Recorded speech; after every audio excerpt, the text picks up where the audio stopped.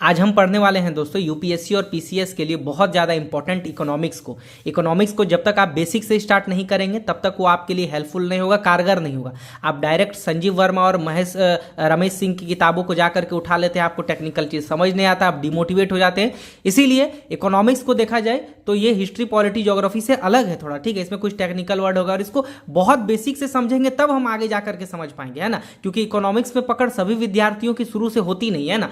तो इसको आज स्टार्ट करते हैं एनसीईआरटी का। हमारा ये चैप्टर है पालमपुर गांव की कहानी। देखिए बेसिक चैप्टर ही स्टार्ट करेंगे और उसी से आपको यहाँ पर देखिए लाइव दिखाने वाले हैं कि कैसे आप मेंस का कंटेंट, और यहाँ पर एक मैं यहाँ पर बनाया था डाटा, कहाँ गया, यहाँ पर देखो कितना ये इंपॉर्टेंट डाटा को यहाँ पर कलेक्ट करके लिखा है फॉर मेंस के लिए। और ये आपका चैप्टर 1 पालमपुर गांव की कहानी से है। आप लोग बोलिएगा कि इतना बेसिक चैप्टर हम कैसे पढ़े, क्यों टाइम वेस्ट करें। नहीं, आप पढ़ करके उससे आप बेसिक वर्ड जो निकालेंगे कंसेप्ट, वो आपके मेंस में भी काम देगा। जैसे यहाँ पर कृषि क्षेत्र के डाटा के बारे में लिखा है, फिर इसको मैं बताऊंगा आगे बढ़ के। फिर देखो इंपॉर्टेंट टॉपिक्स को यहाँ पर मैंने डिस्कस कर दिया जो मेंस के लिए इंपॉर्टेंट, जैसे पूंजी हो गया, श्रम हो गया, देन उसके बाद सारांश जो आप निष्कर्ष के तौर पे यहाँ पर लिख सकते हैं, आवश्यकता को भी। तो चलिए इसको स्टार्ट करते हैं। इसीलिए कहते हैं हिंदी मीडियम के लिए हमेशा से हेल्पफुल कंटेंट लेकर के आते रहते हैं। इसीलिए चैनल पर नए हो तो चैनल को सब्सक्राइब करके आप बेल आइकन को जरूर प्रेस कर लेना, है ना। चलिए अभी इसको स्टार्ट करते हैं, ठीक है। देखो को थोड़ा सा इधर कर लेते हैं और देखो यहाँ पर स्टार्ट करने वाले हैं। जैसे कृषि, आपको पता है एक प्राथमिक क्रिया ये होती है। उत्पादन के लिए हमें 4 चीज़ों की आवश्यकता होती है। क्या क्या होती है? एक भूमि, श्रम, भौतिक पूंजी और एक मानव पूंजी, ठीक है। भूमि में जैसे क्या आ जाएगा, ये प्राकृतिक संसाधन जैसा आ जाएगा, जैसे जल, वन, खनिज की इसमें जो है इससे हम इसको रिलेट करके जोड़ सकते हैं, है ना। भूमि में ही आएगा ना जल, वन, खनिज, जो जिसमें हम इसमें लगाएंगे, है ना। अच्छा, उसके बाद श्रम क्या हो जाएगा? जो लोग कार्य करेंगे, जैसे कि प्रत्येक श्रमिक उत्पादन के लिए आवश्यक श्रम देगा तभी ना जाकर के उत्पाद में वो सहायक होगा। उसके बाद भौतिक पूंजी क्या हो जाएगा? जैसे कि मान के चलो औजार हो गया, मशीन हो गया, भवन हो गया, ये सब हो गया, है ना। इसमें क्या होता है, किसी भी समय इसको बेचा जा सकता है या मतलब इसको बेच करके हम उससे अपना मुनाफा भी कमा सकते हैं। अब यहाँ पर देखो क्या होता है, यहाँ पर देखो एक साधारण हल से लेकर के परिष्कृत बड़े मशीन जैसे जनरेटर, टरबाइन, कंप्यूटर आदि कई वर्षों तक काम आ जाते हैं। मतलब भाई एक हम मशीन लगा रहे हैं, जनरेटर लगा रहे हैं, तो ऐसा थोड़ी है कि उसको 1 हफ्ता या 2 दिन बाद चेंज कर देंगे। ये वर्षों तक काम करेगा, और जो वर्षों तक काम करेगा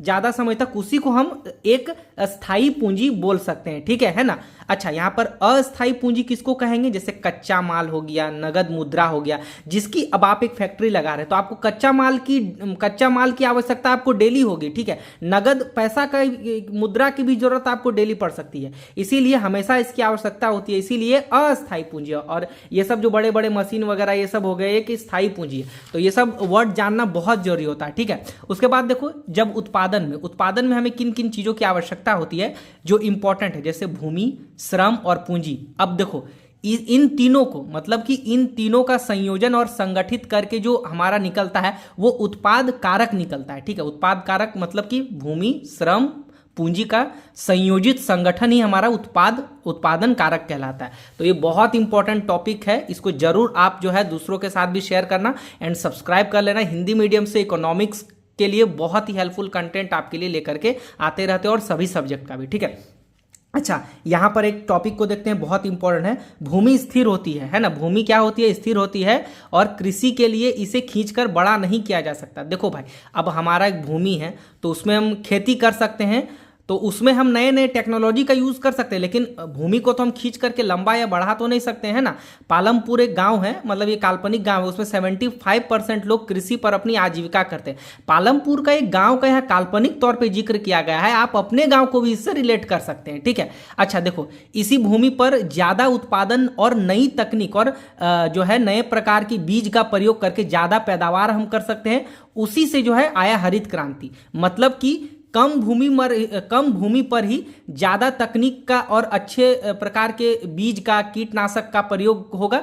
तो उसी कम भूमि से जो पहले हम 100 क्विंटल गेहूं, अनाज मतलब कि जब हम प्राप्त करते थे, अब हरित क्रांति आ गया तो नया बीज, नया कीटनाशक वगैरह दे रहे हैं, तो अब उसे 100 क्विंटल की जगह 200 आ रहा है। तो उसी भूमि से पहले की अपेक्षा ज्यादा लाना ही तो ये हरित क्रांति हुआ ना, तो ज्यादा पैदावार होगा, इसीलिए इसको हरित क्रांति। देखो बहुत बेसिक से आपको समझा रहे हैं, ठीक है। फिर उसके बाद आते हैं सिंचाई सुविधा, है ना। सिंचाई सुविधा अच्छा होगा तो फसल उत्पादन भी बढ़ेगा, ठीक है। ये सब मेंस का कंटेंट है, आप लिख सकते हैं इसको, ठीक है। इसके लिए बिजली आवश्यक होगा, यानी कि जब हमको उत्पादन बढ़ाना है तो उसके लिए बिजली का भी आवश्यक होना है, जैसे कि ट्यूबवेल हो गया, उससे जो पानी वगैरह हमको खेतों में लाना है ना। अच्छा, यहाँ पर देखो नदी मैदानों और तटीय क्षेत्र में, नदी मैदान जैसे कि गंगा का क्षेत्र हो गया, तटीय मैदान जैसे बंगाल की खाड़ी वाला हो गया, उड़ीसा वाला हो गया, तमिलनाडु हो गया वाला, आंध्र प्रदेश वाला हो गया, है ना। तो ये सब क्षेत्रों में सिंचाई अच्छी है क्योंकि वहां पानी की सुविधा है। परंतु इसके विपरीत पठारी क्षेत्र जैसे दक्षिण पठार हो गया, है ना, इस सब में क्या है, सिंचाई बहुत कम होती है, ठीक है। शेष क्षेत्रों में खेती मुख्यतः वर्षा पर निर्भर होती है कि वर्षा होगा तभी वहां पर खेती हो पाएगी। जैसे 48% भूमि कृषि सिंचित है ना।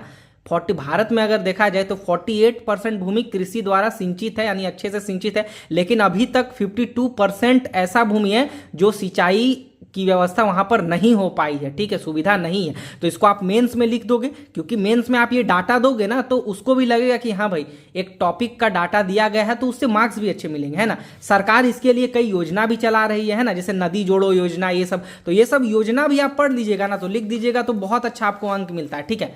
उसके बाद यहाँ आते हैं, एक वर्ष में किसी भूमि पर एक से ज्यादा फसल पैदा करने को क्या कहते हैं, बहुविध फसल प्रणाली उसको कहते हैं, ठीक है। एक भूमि पर अगर एक से ज्यादा फसल उगा है तो उसको बहुविध प्रणाली करेंगे, है ना। यह भूमि के किसी एक टुकड़े में उपज बढ़ाने की सबसे अच्छी ये प्रक्रिया, ठीक है। अच्छा, यदि हमको अधिक उपज के लिए खेती में आधुनिक कृषि विधियों का प्रयोग करना पड़ेगा। अब भाई हम कर रहे हैं तो हमको आधुनिक चीजों का प्रयोग करना पड़ेगा ना। अच्छा, यहाँ पर देखो 1960 के दशक के मध्य तक खेती को पारंपरिक रूप से किया जाता था, जैसे गोबर वगैरह खाद इससे ये करना। ये देखो बहुत इंपॉर्टेंट है, 1966 से 1967 के बीच आया आपका हरित क्रांति, है ना। अब देखो हरित क्रांति के बारे में थोड़ा सा यहाँ पर पढ़ लो, बहुत इंपॉर्टेंट है, मेंस का ये बहुत इंपॉर्टेंट कंटेंट है आपके जीएस के लिए भी, ऑप्शनल के लिए भी, ठीक है।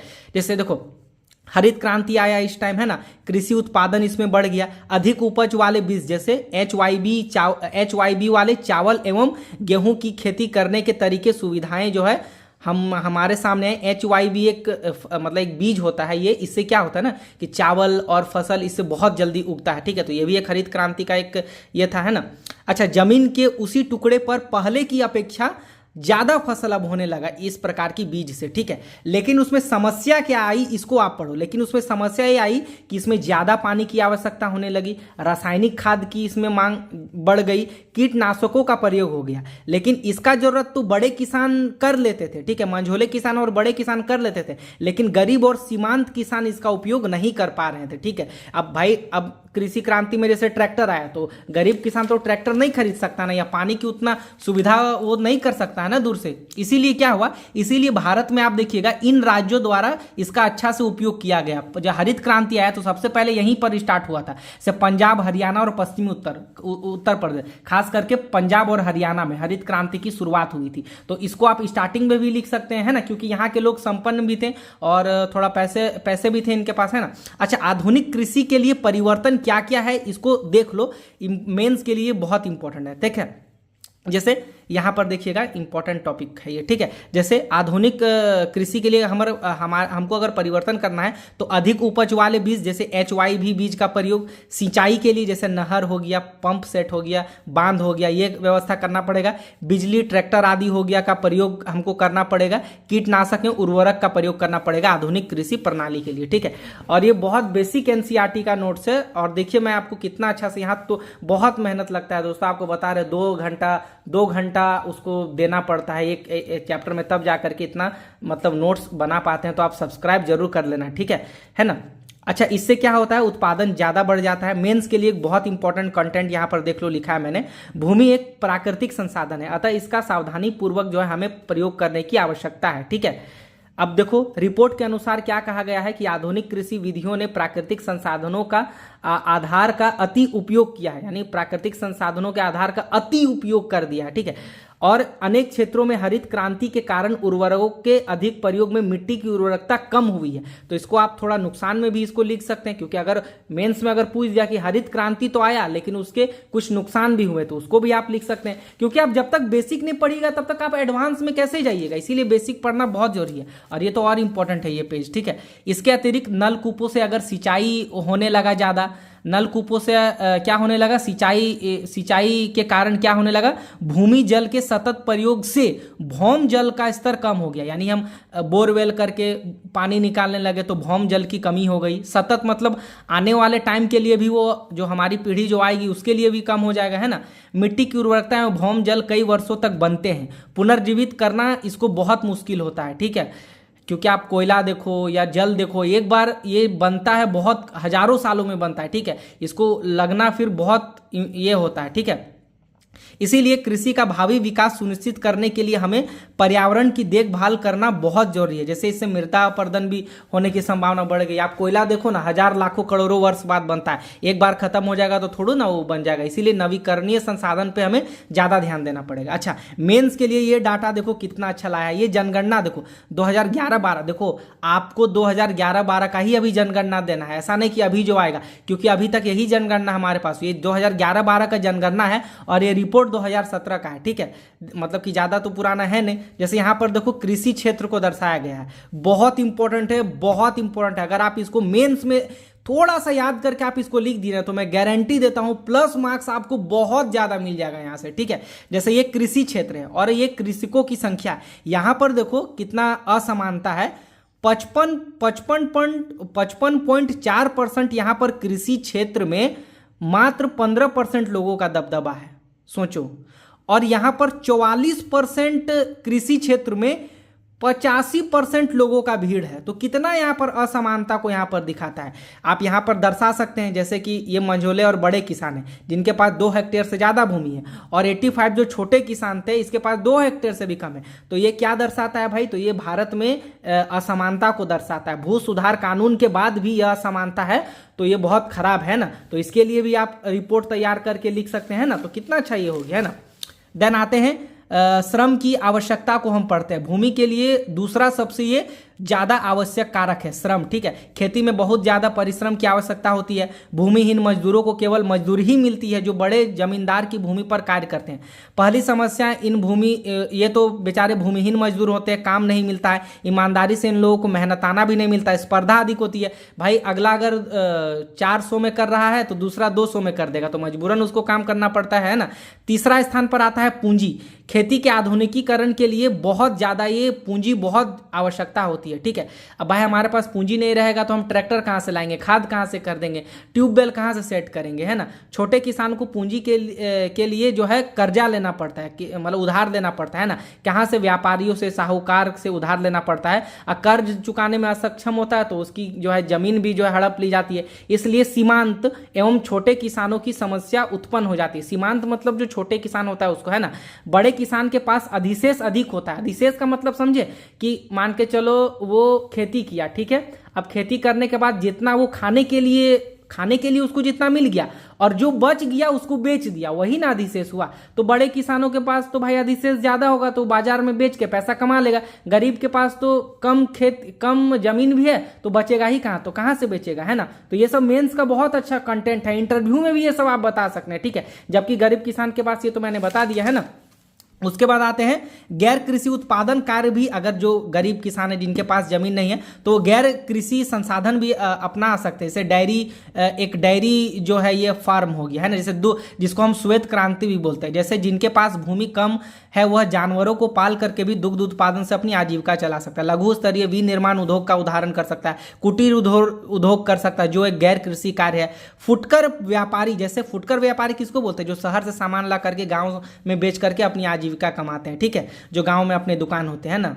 अच्छा, परिवहन भी रिक्शा वगैरह, जीप वगैरह, ट्रैक्टर वगैरह आदि चला करके वो सब करते हैं। लास्ट में देखो सारांश इसका लिखा है कितना अच्छा। जैसे गांव में, इसको आप निष्कर्ष में भी लिख सकते हैं, जैसे गांव में खेती मुख्य उत्पादन है ना। खेती की विधियों में परिवर्तन मतलब जो है इससे हुआ है। चैप्टर का सारांश हमने जो पढ़ा है, जो आधुनिक आया, जो हरित क्रांति आया, जिसमें किसान उतनी ही भूमि पर अब अधिक उत्पादन कर सकता है। ठीक है, उत्पादन को बढ़ाने के लिए प्राकृतिक संसाधनों पर जो है दबाव बढ़ा है। खेती की नई विधियां जो है आई, परंतु लागत ज्यादा लगा। मंझोले एवं बड़े किसान अपने उत्पादन से हुई बचत से अगले मौसम के लिए भी क्या करते हैं, जो है वो पूंजी प्राप्त कर लेते हैं। यानी भाई पैसा ज्यादा आया तो पैसा ज्यादा बेच करके आया तो पूंजी भी अगले साल के लिए वो ले आते हैं। लेकिन गरीब किसान इसमें नहीं कर पाता है, जो कि लगभग 80% है, समझे। तो यह असमानता को दर्शाता है। लास्ट में हम देखेंगे श्रम का अधिक उपयोग, आदर्श और श्रम का, देखो यहां पर पढ़ो, बहुत इंपॉर्टेंट है। श्रम का अधिक उपयोग आदर्श है, लेकिन दुर्भाग्यवश ऐसा नहीं है। श्रम तो अच्छा चीज है, लेकिन जो मेहनती किसान करते हैं उनको उनका हक नहीं मिलता है। ठीक है, जैसे खेती में श्रमिकों का उपयोग सीमित है ना। अच्छा देखो यहां पर देखो, श्रमिक आसपास पड़ोस के गांवों से शहरों तथा कस्बों में जा रहे हैं। काहे जा रहे हैं? क्योंकि भाई प्रवास कर रहे हैं, क्योंकि गांव के जो है उसमें जमीन उनके पास नहीं है। जैसे कि आप गरीब देख लो, अनुसूचित जाति देख लो, अनुसूचित जनजाति देख लो, गरीब जो पिछड़े हैं उनके पास जमीन नहीं है, तो वो बेचारे क्या करते हैं, गाँव ही जाते हैं, है ना।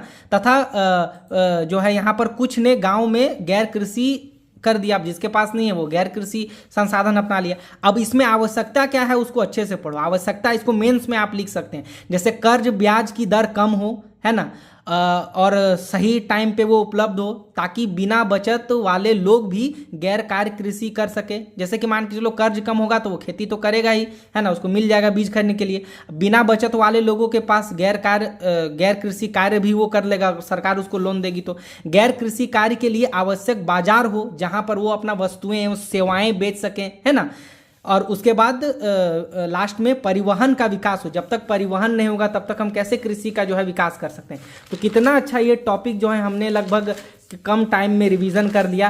तो अगर आप इसको अच्छे से पढ़ते हैं तो हमको तो लगता है आपके एग्जाम के टाइम में आप इसको 5 से 6 मिनट में रिवीजन कर लीजिएगा। आप किताब में उतना मोटा कहाँ खोजने जाइएगा। तो दोस्तों वीडियो पसंद आई तो इसको सब्सक्राइब करना, शेयर करना। मिलते हैं नेक्स्ट वीडियो में नेक्स्ट टॉपिक के साथ। तो वीडियो आपको कैसा लगा कमेंट सेक्शन में जरूर बताओ। इस डाटा का ना आप स्क्रीनशॉट ले लो या लिख लो, जरूर लिख लो, क्योंकि ये बहुत इंपॉर्टेंट है इस चैप्टर का। ठीक है, मिलते हैं नेक्स्ट वीडियो में।